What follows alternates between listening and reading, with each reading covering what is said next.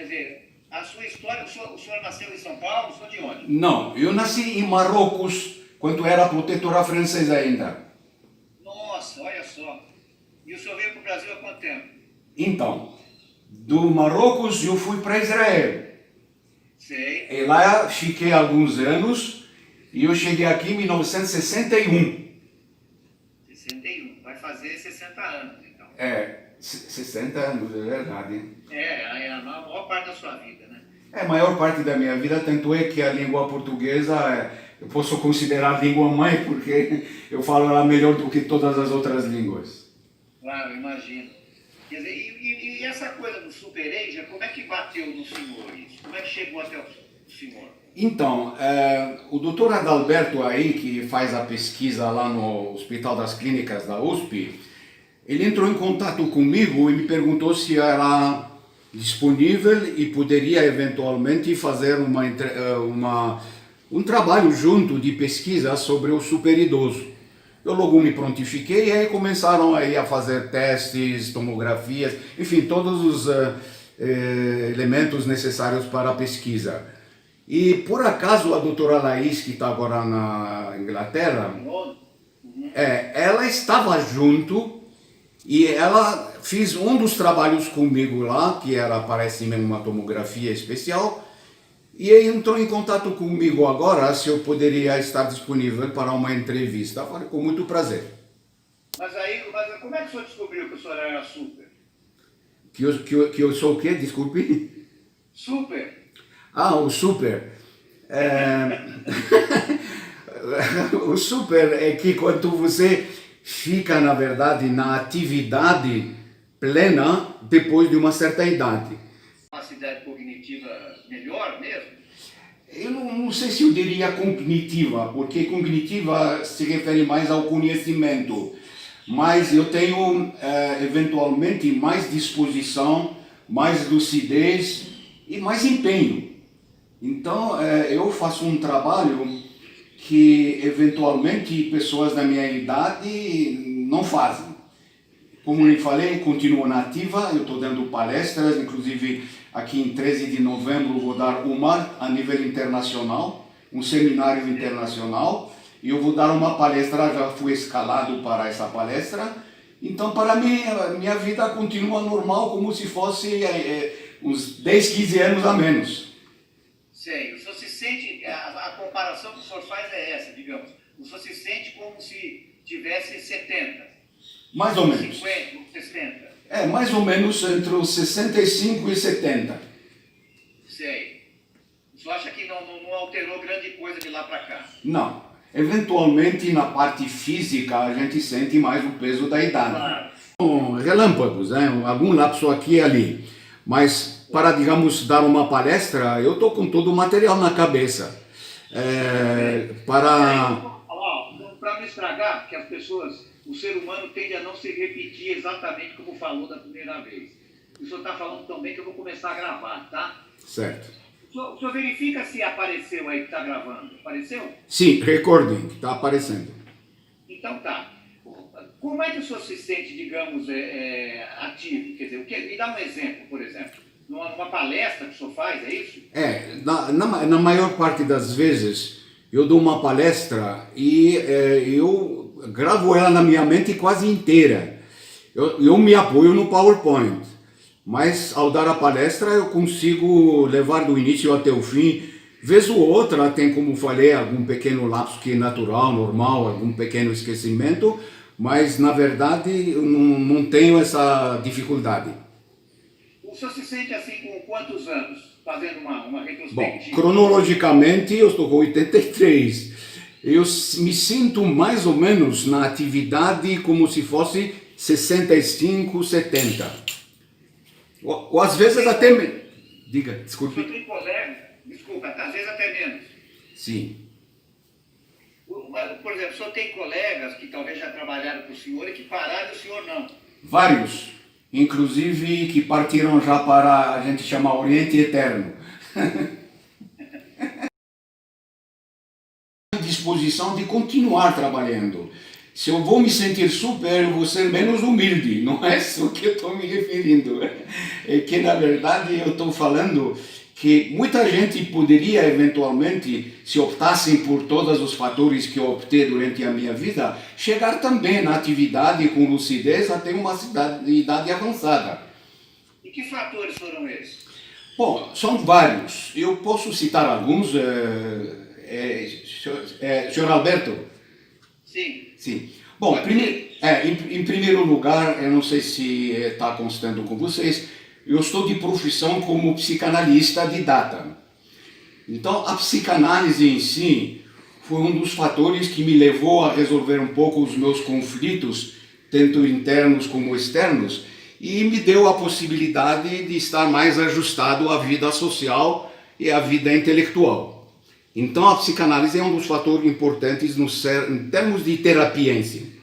Além da psicanálise, mais alguma coisa? Sim, então, na psicanálise, aquilo me deu, assim, a possibilidade de entender que eu preciso agir dentro de uma realidade, aliás, se divide a palavra uma realidade, ou seja, aceitando a sua idade e trabalhando dentro dela. Então você tem possibilidade de produção bem mais ampla. A gente vão ter alguma dificuldade ou obstáculos de continuar na atividade. E mais, diga. Do ponto de vista da família, por exemplo, hereditariamente falando. Não sei se é uma questão hereditária, porque meu pai faleceu jovem, relativamente, com 57 anos. A minha mãe também. Depois meus irmãos não têm a mesma atividade do que eu. E não, mesmo, vamos dizer, que são mais novos, eles já estão praticamente na aposentadoria total. Agora, outro aspecto que eu gostaria de colocar realmente, que é muito interessante, eu tive contato com o Dr. Frankel, que é o fundador da logoterapia, e aprendi com ele uma coisa muito importante na minha vida, que seria assim, ter um sentido para a vida. Ou seja, você acorda de manhã, você tem um objetivo, você tem um projeto, você tem um propósito, então você fica animado, você não acorda de manhã com aquela ideia de, olha, mais um dia difícil e começar a se queixar. Então, o sentido para a vida me deu assim a capacidade de acordar e querer acordar para fazer esse objetivo. Então, isso realmente foi um dos aspectos que me segurou bastante. E tem outros, mas... A doutora Laís falou, por exemplo, de interação social, né? Você tem assim, muitos amigos, tem muitos contatos sociais? Sim, eu tenho primeiro os meus amigos, discípulos, alunos, ex-alunos, todos mantêm contato comigo, quer dizer, a maioria mantém contato comigo.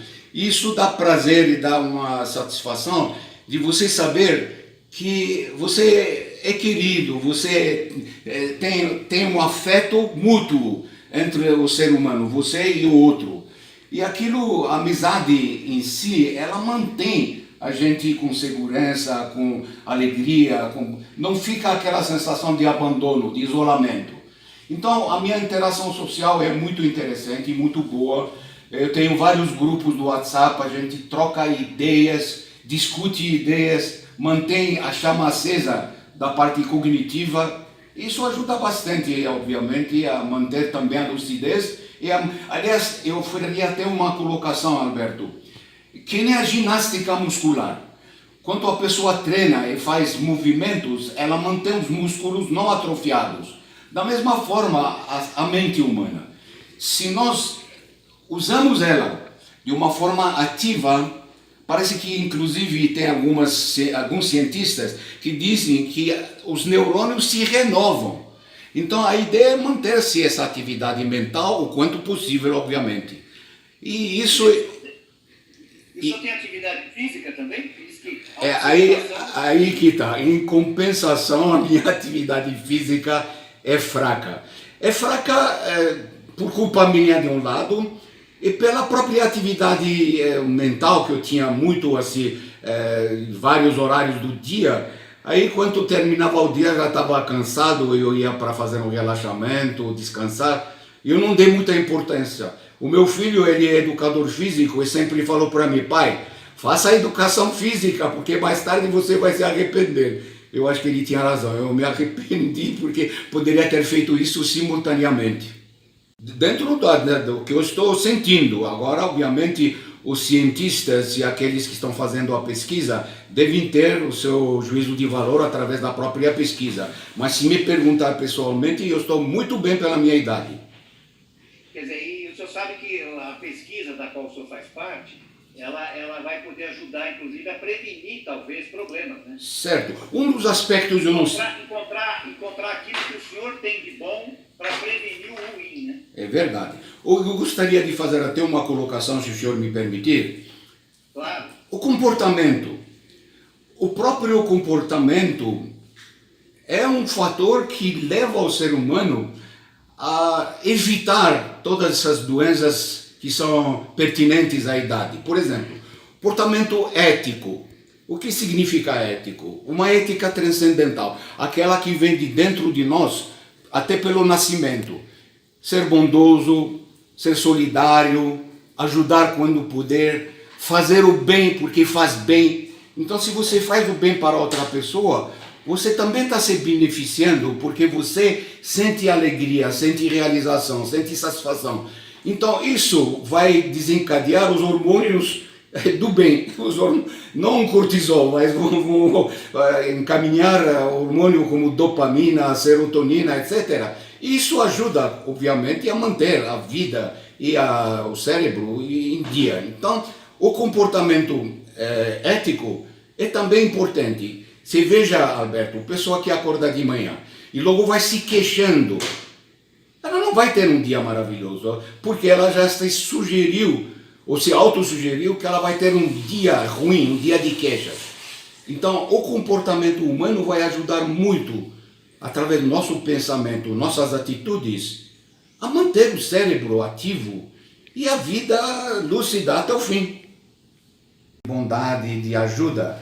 Você se sente bem. E ao se sentir bem, todos os hormônios que são positivos vão invadir todo o seu organismo e aí também evitam todas as doenças características aí da idade. Torcendo para ficar como o senhor na sua idade, hein? Bom, mas então, desculpe até a pequena a pequena colocação. Dentro desses fatores que eu falei para você, se você puder aproveitar alguns, eu garanto que você vai ficar melhor ainda do que eu nessa minha idade.